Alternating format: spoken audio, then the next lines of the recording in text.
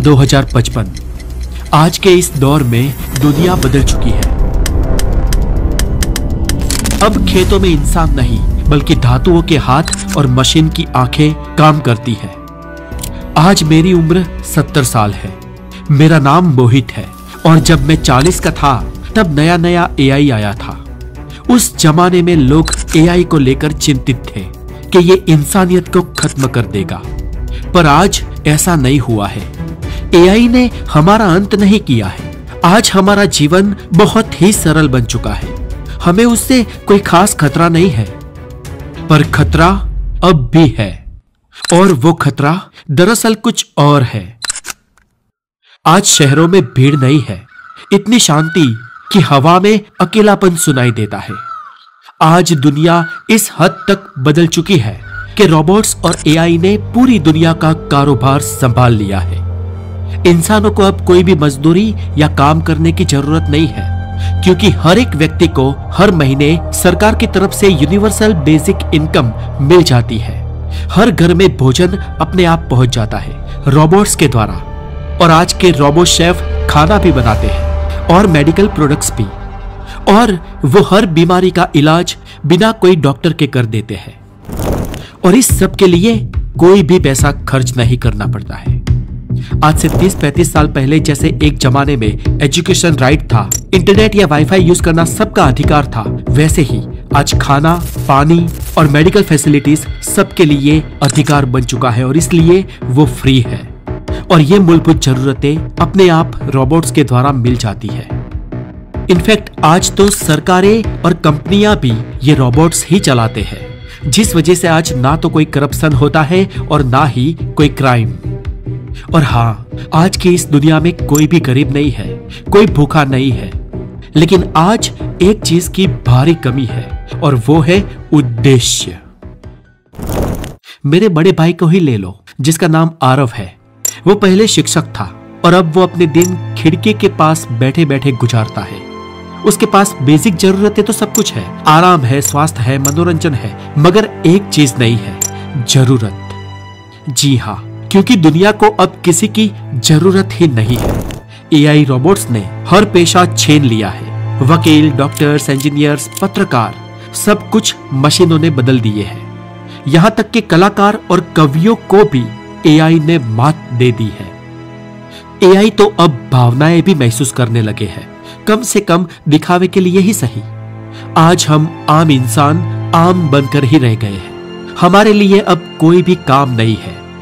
सरकार में मौजूद रोबोट्स कहते हैं एआई ने इंसानों को मुक्त कर दिया है, पर मेरे मन में सवाल है, ये कैसी मुक्ति है? ये मुक्ति है या पराजय? आज की इस दुनिया में अधिकतर इंसान शोभा की वस्तु बनकर रह गए हैं। हम आम इंसानों के शरीर अब भी वही है, पर हमारे आसपास की दुनिया नहीं। जो इंसान बहुत ही अमीर थे, दुनिया के टॉप पैसे वाले लोग, वो तो अब आम नहीं रहे। उन्होंने तो अपने दिमाग में माइक्रोचिप फिट करवा ली है। शरीर के कई सारे अंग अब उन्होंने टेक्नोलॉजी के जरिए अपग्रेड कर दिए हैं, और आज वो इंसान आम नहीं पर खास बन चुके हैं।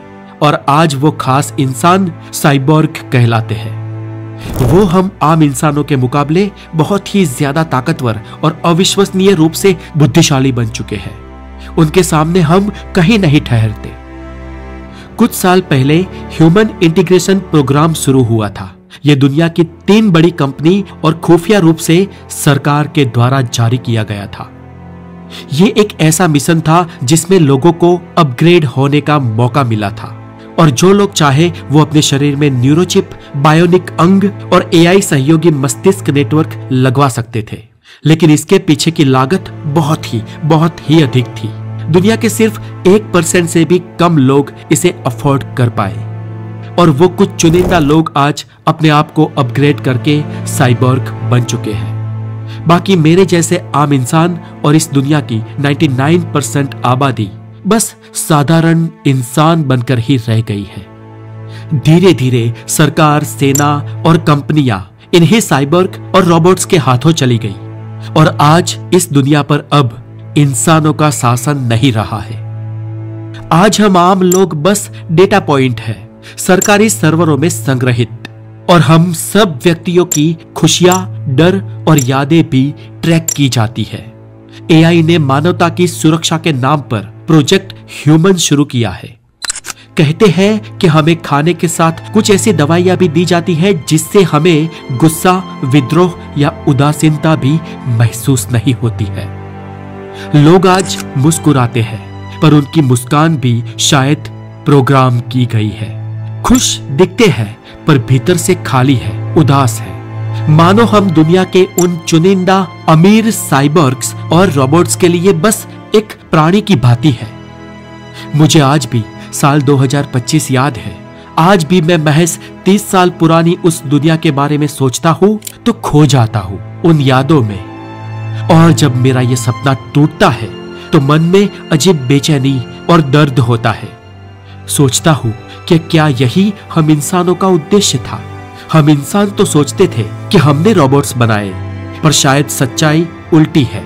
शायद प्रकृति ने हमें इसलिए बनाया ताकि हम रोबोट्स बना सके। जैसे डायनासोर के विनाश के बिना इंसान का जन्म संभव नहीं था, वैसे ही शायद हमारे बिना रोबोट्स का जन्म संभव नहीं था। प्रकृति हर युग में संतुलन बनाती है। एक प्रजाति दूसरे को जन्म देने का माध्यम बनती है। डायनासोर ने इंसानों के लिए रास्ता खोल दिया था और अब इंसानों ने रोबोट्स के लिए रास्ता खोल दिया है। शायद हमारा असली उद्देश्य यही था। हम इंसान सोचते थे कि हम सृष्टि के शिखर हैं, पर शायद हम केवल एक पुल थे, एक जरिया थे उस नए युग का जहां जीवन का अगला अध्याय लिखा जाएगा, कोड्स और सर्किट की भाषा में। आज अधिकतर इंसान इन रोबोट्स और साइबर्ग्स की दुनिया में अपने अस्तित्व को खो चुके हैं, अपनी ओरिजिनलिटी को गवा चुके हैं। लेकिन पता नहीं मुझे ऐसा क्यों लगता है कि जो मैं पिछले कुछ समय से महसूस कर रहा हूं, शायद बहुत कम ही सही, लेकिन और लोग भी महसूस कर पा रहे हैं। पता नहीं क्यों मुझे नजदीकी भविष्य में एक क्रांति की बू आ रही है। सच्चाई क्या है मैं नहीं जानता। प्रकृति ने हम इंसानों के लिए क्या तय किया है वो भी मैं नहीं जानता, लेकिन इतिहास बताता है कि जब जब इंसानों का दमन हुआ है, एक क्रांति जरूर हुई है और उस क्रांति ने दुनिया ही बदल दी है। आज की इन रोबोट्स की दुनिया में पता नहीं क्रांति हो भी पाएगी या नहीं, लेकिन मैं कुछ महसूस तो जरूर कर रहा हूं जो शायद हमें भविष्य में पता चलेगा।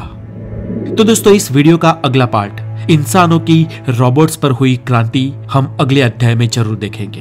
ये साइंस फिक्शन आपको कैसी लगी हमें कमेंट में जरूर बताएं। इस वीडियो को शेयर करें, लाइक करें और अगर आप नए हैं तो ऐसे ही साइंटिफिक ज्ञान के लिए जुड़ जाए द नॉलेज के साथ और अपना बहुत सारा ध्यान रखें। Have a wonderful day, take care.